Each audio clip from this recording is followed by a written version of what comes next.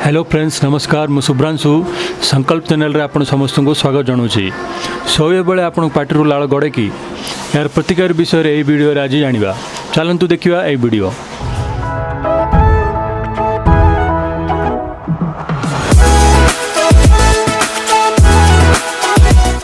अनेकंकर एमिति अभ्यास थिबार देखा मिले शोला बेले पार्टी अनेक समय लाल गड़े अन्य किए यह देखिले निजको संकोच लगे जदि आपणकर भी शोवा समय एमिति लाल गड़ुची तेबे चिंता करंतु नहीं कारण यार मध्य प्रतिकार अछि। एई पांचटी प्रतिकार उपरे मु एक्सप्लेन करबी। नंबर 1 हैला डेरी रे हजम हेउथिबा खाद्य ठारो दूरे रहिबा सह सब बेले पेट सफा रखिबा उचित। नंबर 2 हैला लाल गड़िबा को बंद करिवारे गुरुत्वपूर्ण भूमिका ग्रहण करथाय तुलसी पत्र। तीनोटी तुलसी पत्र सह खाइबा परे अल्प पानी पियंतु। एपरि भाबरे दिन को 3-4 थर करने द्वारा लाड़ू मुक्ति मिलता है। नंबर 3 है फिटिकिरी को पानी रे मिसाई एई पानी रे कुली करंतु एपरि नियमित कले लाड़ू मुक्ति मिलता है। नंबर 4 है डालीचीनी चा मध्य लाड़ू मुक्ति देता है। यह सह डालीचीनी को पानी रे मिसाई भल भाव फुटांतु तापर एई पानी को छाणी ठंडा करी सेथिरे महू मिसाई पियंतु। लास्ट है बाहरुथिबा लाळ पई लाभदायक हेउची अळा खाइबा परे नख उष्म पानी सह अळा पाउडर खांतु। एपरि करबा सह लाड़ू तो मुक्ति मिलता है। यह सह एसिडिटी रु मध्य आराम मिलता है। जदि आपण एई सब नियम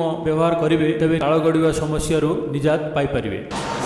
बंधुगण ये वीडियो केमती लगे आपण जरूर कमेंट्स बॉक्स रे कमेंट करी जनातु। आपण बंधु भितर वीडियो को शेयर करंतु। आउ जदि हुए मोर ये वीडियो को सब्सक्राइब करंतु। मु ये वीडियो द्वारा नुआ नुआ अपडेट्स आपण को देबी।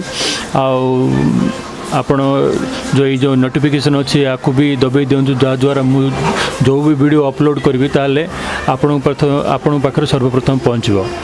तो ये वीडियो देखने बहुत बहुत धन्यवाद। जय हिंद जय भारत नमस्कार।